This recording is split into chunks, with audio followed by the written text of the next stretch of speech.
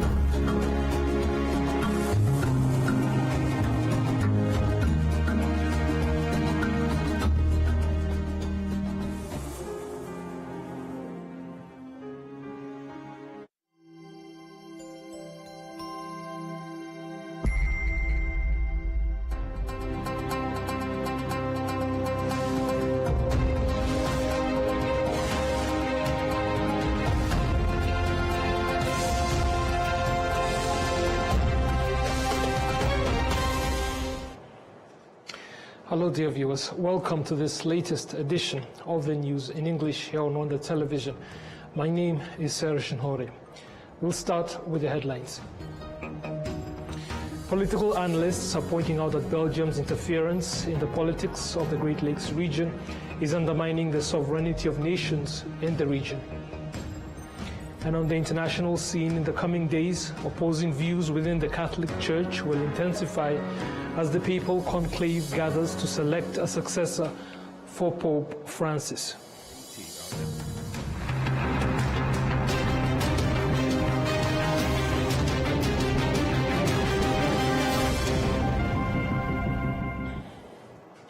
Now the details. Thank you again for taking the time to join us. However, before we begin, let us first inform you that this evening at Village Rugwiro, President Paul Kagame welcomed President Umaru Sissoco Embalo of Guinea-Bissau. The two heads of state held discussions on global and continental issues, as well as ways to strengthen bilateral cooperation across mutually beneficial sectors for the two countries. Now, as we noted in the headlines, political analysts are arguing that Belgium's interference in the politics of the Great Lakes region is undermining the region's sovereignty. They point out that Belgium's actions are solely driven by its own interests. Adam Squeezer with the details on that. A month after Rwanda cut diplomatic ties with Belgium, Belgium's Minister of Foreign Affairs, Maxime Prévost, embarked on a tour of Rwanda's neighboring countries, namely Burundi, the DRC, and Uganda. Sebashongore Dieudonné, a former Rwandan ambassador to Belgium, says this visit highlights Belgium's ongoing pursuits of its own interests in the region. Impamvu za mbere ni ukurwanira amabuye y'agaciro ari muri Congo. The first reason for their involvement was to seek minerals in the DRC, which are the major contributors to the Belgium's economy. Today, they feel they are losing their interest in the DRC, so it's understandable that the essence of his visit to DRC is to try to maintain access to those minerals. At the same time, they are supporting conflicts in the eastern part of the DRC, while also seeking other ways to tarnish and sanction Rwanda. The main reason behind these actions is not to unite Africans, but rather to protect Belgium's own interests and continue destabilizing the Great Lakes region. Bitwaza uburangare bw'ibihugu bimwe na bimwe by'ibiyaga bigari. Following Prévost's visit to Uganda, media reports surfaced suggesting that he had asked President Yoweri Museveni to mediate Belgium and Rwanda. However, Ambassador Sebashongore points out that analysts Belgium first acknowledges the real reasons that led Rwanda to cut ties. No external mediation efforts will yield meaningful results. So, the issue is between us and Belgium. They know what they did, and we know what we want. When someone says stop and the other party doesn't understand why, there is no need to bring in others to mediate. In my view, no meaningful results should be expected from that process. On multiple occasions, Rwanda has denounced Belgium for consistently ignoring the real causes of the insecurity in eastern DRC and instead choosing to slander Rwanda and advocate for sanctions against it. Minister of National Unity and Civic Engagement, Dr. Bizimana Jean Damascene, recently stated that this behavior represents hypocrisy that should no longer be tolerated. Belgians oppose those who oppose the government. Many groups based there openly deny the genocide against Tutsi and are funded by the Belgian government. It is therefore impossible for Belgium to claim that it supports peace while ignoring UN and AU resolutions that call for the neutralization of the FDLR and their prosecution. Instead, they give platforms to genocide deniers and the FDLR, actions that should not be tolerated at all, as they reveal clear hypocrisy. History shows that Belgium played a significant role in creating divisions and discrimination among Rwandans, which ultimately led to the 1994 genocide against Tutsi. Adams Kwizera, RwandaTV News. Thank you, Adams. Now, Munini Hospital, in collaboration with the Rwanda Defense Force, has launched an outreach program to bring a wide range of healthcare services closer to the people of Nyaruguru district, that's in the southern province. This initiative has greatly eased the burden for residents who previously struggled to access advanced medical care. The only requirement for patients to benefit from these services is to have health insurance, that is Mutuelle de Santé, or any other valid insurance, after which they receive medical treatment free of charge thanks to the support of the RDF. The community has welcomed the program warmly, especially those who had previously sought treatment at other hospitals without much success. Now, with expert doctors closer to them, they have renewed hope for healing. The outreach, which started on Monday, is scheduled to run until May the 23rd, with the goal of reaching over 200,000 residents. Retired Lieutenant Colonel Dr. Valence Murengenzi, the Director General of Munini Hospital, has noted that the collaboration with the RDF has significantly eased the hospital's workload and, most importantly, allowed more citizens to access the specialized services they need. The services being provided include treatment for general internal diseases, pediatric care, gynecological services, orthopedic surgeries, general surgeries, dental care, as well as treatment for ear, nose, and throat conditions. Now back here in Kigali, in the plenary session of the Chamber of Deputies has approved a law introducing a 15% levy on every litre of diesel and petrol imported into the country, replacing the fixed fee of 115 Rwandan francs per litre that had been in place since 2016. The Ministry of Finance and Economic Planning has given assurances that this change is not expected to cause concerns about raising transportation costs for people and goods. The law has also introduced an additional levy on imported vehicles. Additionally, the law provides for a new levy aimed at strengthening the country's strategic petroleum reserves. Rwanda currently has storage facilities with a capacity of 66.7 million litres. The new measure aims to reach a storage capacity of 334 million litres, enough for 4 months of national consumption. For this purpose, the storage levy on fuel in strategic reserves will increase from 32.73 Rwandan francs to 50 Rwandan francs per litre. Responding to concerns about potential increases in transport costs, the Minister of State in the Ministry of Finance and Economic Planning, Geoffrey Kabera, provided clarifications.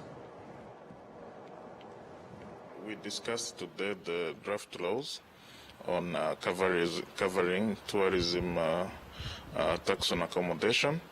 That is 3% on the cost of a room. That is going to be implemented starting with the next fiscal year from 2025 to 2026. We also had we also looked at the draft laws on road maintenance fund, which taxes that support road maintenance fund. which were changed from absolute numbers to percentage to better reflect the rising cost of road maintenance. It also included road user charge, which will also help will be charged on different categories of vehicles to help increase and mobilize resources that are needed to handle the ever-expanding demands on road infrastructure. The other one was looking at strategic fuel reserve levy, which is also going to help us to mobilize the required investments, working with the private sector to increase the capacity needed to have secure supplies of strategic supplies of petroleum and related products in our country. Furthermore, the plenary session also approved a 0.2% levy on goods imported in plastic packaging to support recycling initiatives, and a 3% tourism tax on hotel room charges to boost investments in the tourism sector. Now, staying in Parliament, the plenary session of the Chamber of Deputies has adopted several resolutions, including a request to the Office of the Prime Minister to expedite the revision of the national media policy. This follows the review of a report by the Rwanda Governance Board presented to Parliament back in October last year. The report, structured in 7 sections, assessed service delivery, governance practices, institutional collaboration, citizens' perceptions of institutions, and benchmarks based on international standards. Over the past 2 months, the Committee on Governance and Gender Equality analyzed the report through discussions with ministries, government agencies, and local authorities, during which various challenges were identified. After deliberations, the deputies commended the work done and approved resolutions assigning responsibilities to relevant institutions to address the issues raised. Among the key resolutions was 1. The Ministry of Health was tasked with establishing an efficient and expedited system for providing services to patients and caregivers to be implemented within 3 months. And 2. The Ministry of Local Government was instructed to present strategies to Parliament for improving collaboration between districts and development partners in the presentation and validation of performance contracts, known as Imihigo, also within 3 months. Finally, Parliament requested the committee to continue working with RGB to monitor how institutions address the highlighted issues.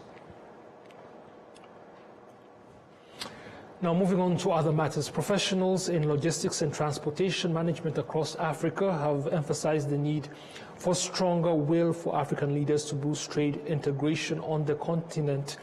During the 18th African Forum of the Chartered Institute of Logistics and Transport, currently taking place here in Rwanda, participants pointed out that a lack of coordinated efforts in some countries continues to hinder continental trade. Regarding transportation costs, land and water routes were noted to be more affordable compared to air transport. Roger Nkubito, who is the head of Africa Global Logistics, highlighted that embracing technology could provide solutions to many of the challenges faced in cross-border trade operations. Digitalization as well needs to be put into context. What can drive business and transformation is actually digitalization of the customs processes across Africa. Today, if you want to move cargo from Gabon to Cameroon, from Cameroon to Rwanda, or from Rwanda to Cameroon, how do you upload the documentation? You have to run with papers. Even when you do an air freight, the cargo has to go with a ton of papers, okay? People don't know what is required in one country, what is prohibited from one country to another. You can't go into a system and see what you can do and how you can upload documents and clear your cargo and anticipate. We have some discussion of people who want to export now meat from this eastern part of Africa to Central Africa, but they're stranded because they don't know how they're going to move the meat and the paperwork that go with the meat. So you have the market, you have the supply, but you are stranded because you don't know which paper goes with that meat. So you see, it's digitalization is going to solve this problem. Meanwhile, Antoine-Marie Kajangwe, the permanent secretary in the Ministry of Trade and Industry, that's Rwanda's ministry, emphasized that the African Continental Free Trade Area presents significant opportunities provided countries work collectively. Building on this, Chief Tete Owusu Note, the global president of CILT International, urged African nations to learn from each other in order to strengthen their logistics sectors. We need effective partnership, including with the private sector, that help to share knowledge, bridge silos, and direct financial and technological capacity towards our common goals, ladies and gentlemen. The transformative potential of sustainable transport can only be unleashed if improvement translates into poverty eradication, decent jobs, better health and education, and increased opportunities for all, especially women and girls. Countries have much to learn from each other, and this conference is an important opportunity and a platform to galvanize action by all.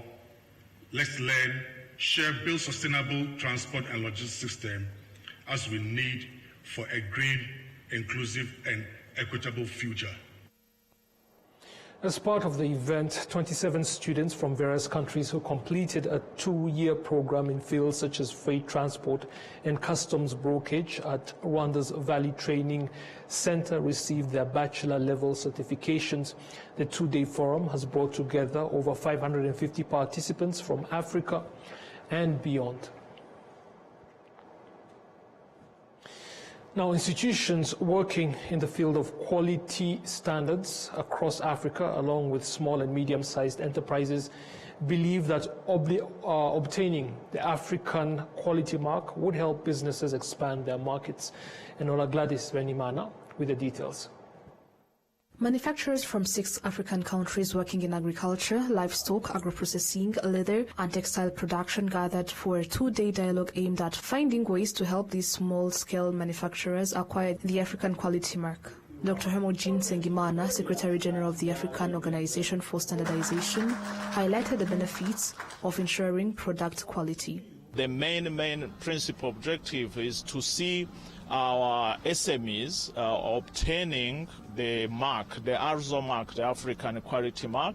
That will help intra-Africa trade. If you obtain the quality mark for Africa, you can actually trade with other different countries without repeating the test because you conform to African standard. If you look at the standards that we have currently, we have more than 2,000 standards, and we are pushing to have what we call 1-1-1 principle, one standard, one test, one certificate accepted everywhere.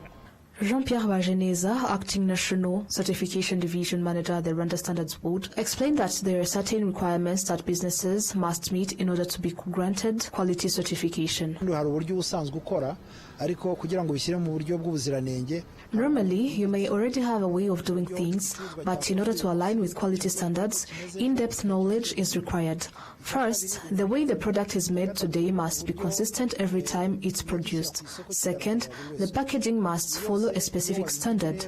Third, the way the product is presented and introduced to the market must be clear and consistent. Once you understand all these aspects, it helps you become more competitive in the market, and also it enables you to comply with established regulations, making it possible to obtain quality certification. Small and medium-sized enterprise owners stated that obtaining the African quality mark would help them expand and access new markets for their products. It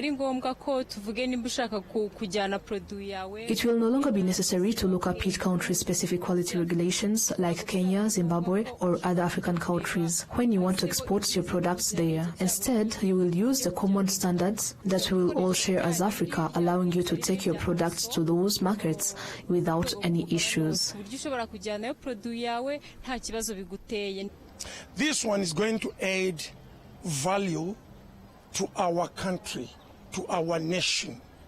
That I can tell you now. Why am I saying this? When you get a certificate, that brings Africa together. It's easier for me to come down to Rwanda and sell my products, isn't it? That certificate is not just for the Rwandans or for the Senegalese, it is for us as Africa. Organizations involved in quality standards across Africa report that there are currently over 2,000 Africa-wide quality standards in place. The goal is that within 1 year, 100 African-based companies will have been supported to obtain the Continental Quality Certification. Enora Gladys, RwandaTV News. Thank you, Enola. Now, the Ministry of Public Service and Labour is urging workers here in Rwanda to refuse to perform jobs that lack proper safety guarantees.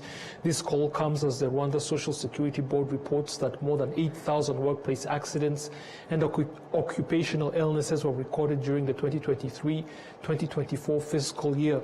The mining sector remains one of the industries most prone to accidents. Workers and supervisors like Emerance Imani Rafasha, Safety and Environment Officer at Trinity Metals in Musha, Rwamagana District in the Eastern Province, emphasized the high level of caution needed to protect workers. Miners also point out that wearing specialized protective gear plays a crucial role in preventing injuries. Despite various safety efforts, the high number of work-related accidents highlights ongoing risks. This is why the Minister of Public Service and Labour, Ambassador Christine Hurikinha, is calling on employees to actively advocate for their right to safe working conditions. These discussions took place as Rwanda marked the World Day for Safety and Health at Work today, Monday. Globally, the International Labour Organization notes that more than 1.5 million people suffer work-related accidents every year.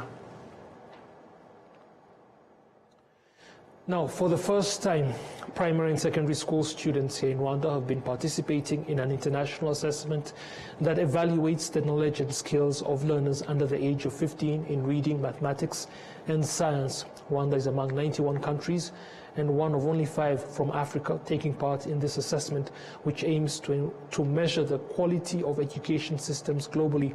The assessment was officially launched at 2 schools in Kigali and will extend to 213 randomly selected schools across the country. Rwanda's Minister of Education, Joseph Nsengimana, has stated that this marks another important milestone for the country's education sector. I said this particular program, right, the PISA program, is intended to give us an assessment of where we stand vis-a-vis of other countries. So it will tell us where Rwanda stacks up in those 80 countries. The objective of participating in this program is to not only know where we stand, but also to figure out what are the areas where we need to do more and we need to do better. So this is going to help us to calibrate our programs to be at the international level. As we aspire to be a contributor at the international level, as we aspire to implement Vision 2050, we need to be implementing, we need to be participating and excelling at the international level. So the assessment tells us, for instance, how are we doing in reading? How are we doing, how are we doing in mathematics? How are we doing in the sciences? When we see that, for instance, that we are not doing so well in mathematics, it means we have to review and revisit our curriculum and our implementation of the curriculum in mathematics. So this assessment helps us identify areas that needs improvement. The assessment is conducted every 3 years and focuses on evaluating a child's ability to apply their learning to solve real-world problems and global challenges.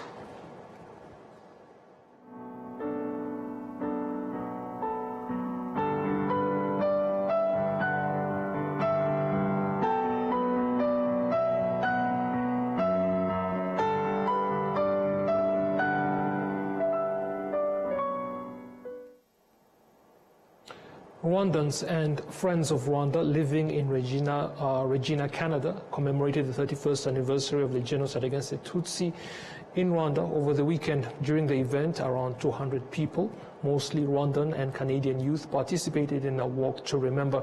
The messages shared during the walk condemned the spread of genocidal ideologies and actions that undermine the unity of Rwandans. Following the walk, a discussion was held reflecting on Rwanda's journey of rebuilding over the past 31 years, highlighting the significant progress made in unity and reconciliation. This commemoration also served as an opportunity to raise awareness among the people of Regina about the importance of remembering the genocide against the Tutsi, emphasizing that remembrance is crucial to ensuring that such atrocities never happen again anywhere in the world.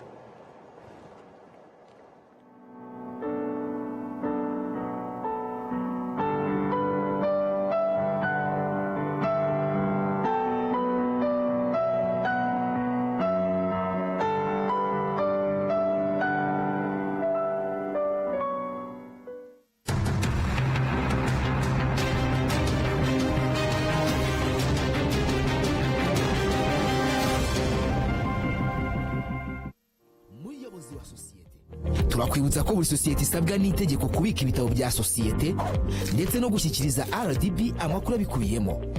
Ibyo bitabo birimo igitabo cy'abanyamigabane, icy'abagenewe inyungu ku migabane, inyandiko y'amakuru ya sosiyete, ibaruramari ngarukamwaka n'izindi. Gutanga amakuru y'ugenewe inyungu ku migabane wanyura kuri bo.rdb.rw, naho gutanga izindi nyandiko ukanyura kuri org.rdb.rw.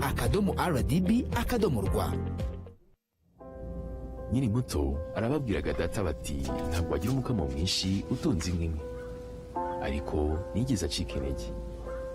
Mama akinjira mu bucuruzi hari abamubwiraga bati ntabwo watera imbere udakorera mu iduka rigezweho, ariko ntibyamusubije inyuma, yakoranaga umwete. Njya muri kaminuza hari abanshidikanyagaho bavuga ko nashobora kaminuza naturuka mu muryango wifashije, ariko byarangiye nanditse amateka mashya. Igihe cyo gutera ishema umuryango wanjye kigeze, bamwe bakomeje kumbwira bati ntabwo watera umuryango wawe ibyishimo n'ishema, ariko narabishoboye. Hari abakekaga ko nasigira umurage ukomeye abankomokaho, ariko ubu mfite uruganda rutunganya amata. Banki ya Kigali yabaye umufatanyabikorwa wanjye mu rugendo rwose, inzozi zanjye ziba impamo. Bigereho.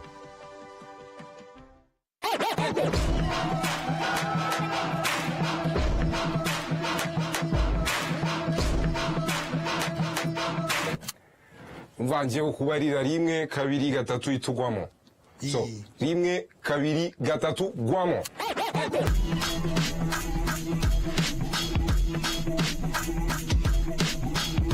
One bro.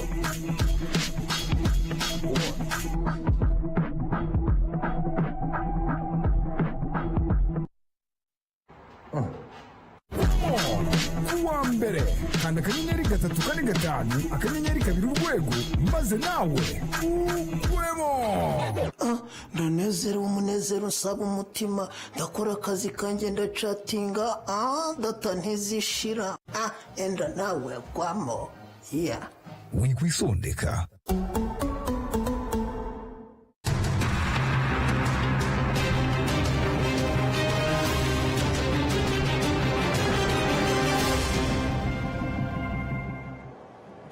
A growing community of Black Americans is making Kenya their new home, driven by a desire to escape systematic racism in the United States and find a deeper connection with their ancestral heritage. Many see Africa and Kenya in particular as a place of opportunity, healing, and cultural belonging. From starting businesses to forming vibrant communities, their presence is reshaping parts of Nairobi. Al Jazeera with the details. To become an American citizen after she left Jamaica, where she was born. I don't think we are really welcome here, just to work and put money in their pockets. She's lived with her family in Atlanta for nearly 30 years. Now President Trump's back in office, she wants out. She says they've felt warmly welcomed here in Nairobi, where they've come to buy a home. This is a prime area. Adila Mohammed's helping her find it. It's part of a package offered by her company, Adila's Relocation Services. She says her clients are mostly Black Americans and that she's helped about 15 families move in the last year and that more are coming. This one will be too small. You know, in America, we're used to big. Savings or pensions can go further in Kenya, where Adila says there's a better life. We can live comfortably without all the stress, without all the racism, without all the police brutality, without all of the heavy political climate. We don't need any of that. Our people just want to be at peace. Adila and her husband Lamont have told the story of their migration on YouTube and connected with a community of nearly 200 Americans, Canadians and Jamaicans who she says have mostly migrated here in the last 5 years. Marceau Narcisse from Chicago has just visited American friends living in Ghana and Nigeria. He says he'd prefer to move here for good roads, faster internet and the weather. It's very moderate, the temperature. It's not too far from the beach, which I do like. The history of the transatlantic slave trade has given West Africa appeal to some American migrants seeking their ancestral roots. Adila says anywhere in Africa can be home, but Nairobi's best. Adila and her clients say attractive apartments with gyms and swimming pools are drawing them to Kenya, but they're not only trying to escape generations of racial injustice in America, but also growing economic uncertainty. Anne-Marie's worried her home in Atlanta will lose value, so she says she wants to sell it and move here within weeks. I've been even telling co-workers before I even get here, because of what I'm seeing on YouTube. I said, it's time for us to all sell and go to Kenya. Let's go. Anne-Marie says she feels at peace here and she wants to leave growing uncertainty in America for a new place to call home. Malcolm Webb, Al Jazeera, Nairobi, Kenya. In the coming days, opposing views within the Catholic Church will intensify as the papal conclave gathers to select a successor to Pope Francis. Many cardinals, considered inexperienced in navigating the Church's complex political dynamics, face uncertainty in shaping its future direction. Questions loom over the conclave's outcome, with factions pushing for differing visions for the Church's leadership. Al Jazeera continues. The secretive conclave of cardinals takes place under lock and key, with a series of votes inside the Vatican's Sistine Chapel to elect a new pope. Only those under the age of 80 are eligible to vote. That's a total of 135 cardinal electors, 108 of whom were appointed by Pope Francis. Several cardinals have been identified by Vatican watchers as papabile. It literally means popeable, or possible candidates for the papacy. Among them, Vatican Secretary of State Pietro Parolin. With similar progressive and reformist views to Pope Francis, he'd be the first Italian pope since 1978. The American Cardinal Raymond Burke is a conservative who clashed with Pope Francis over his reforms. He could prove popular among traditionalists. The first African pope could appear in the form of Cardinal Fridolin Ambongo Besungu, the Archbishop of Kinshasa and a passionate promoter of social justice. While some favor the idea of a pope from Asia, Filipino Cardinal Luis Antonio Tagle is thought to have been Pope Francis's preferred successor. In appointing new cardinals, the late Pope sought to widen the reach of the Catholic Church beyond its traditional heartlands of Europe and North America, and to strengthen its presence in growth areas like Asia and Africa. So new cardinals come from places like Iran, Algeria, Mongolia, Australia, Peru and Ecuador. That wider geographic spread means many cardinals are unknown quantities here in the Vatican, and unknown even among themselves, which makes the outcome of this conclave deeply uncertain. And past ones tell us frontrunners often drop out of the race. In 2013, Jorge Mario Bergoglio wasn't on many shortlists, yet he emerged as Pope Francis. Jonah Hull, Al Jazeera, in the Vatican. And finally to Canada, where people are taking to the polls to cast their votes in an election that is dominated by U.S. tariffs and the high cost of living there. Al Jazeera once more. For many Canadians, this election isn't about choosing a national leader. It's about picking a challenger to an American president who poses an existential threat to Canada. Canadians' view of their long-standing close relationship with the United States has been fundamentally altered by the actions of Donald Trump. That's a reaction to what Canadians call an assault of American tariffs and U.S. President Donald Trump's threat to absorb Canada as the 51st state. I say you can always become a state.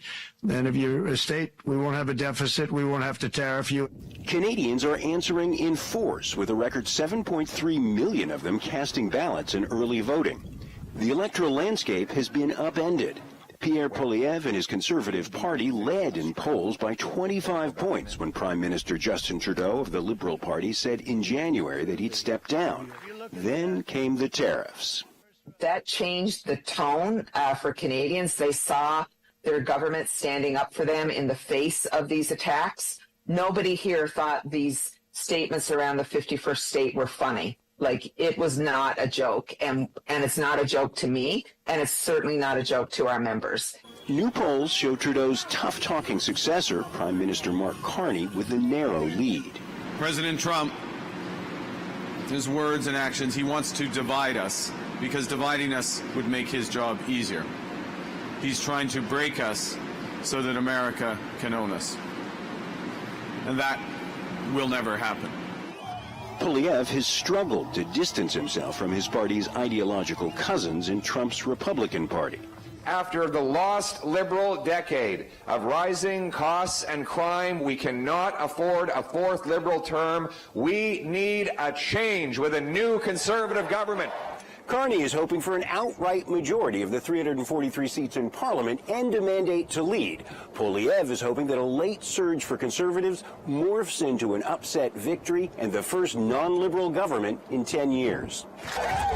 With polls tightening, Jagmeet Singh is hoping his New Democratic Party can become kingmaker, giving Carney the margin he needs to run the next government while pushing it and the country to the left. John Hendren, Al Jazeera, Ottawa. Now, before we go, let us take another quick look at the headlines. Political analysts are pointing out that Belgium's interference in the politics of the Great Lakes region is undermining the sovereignty of nations in the region. And in the coming days, opposing views within the Catholic Church will intensify as the papal conclave gathers to select a successor to Pope Francis.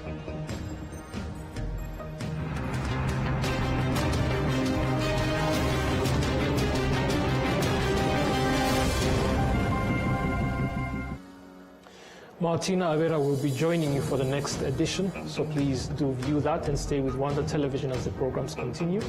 Until the next time, goodbye.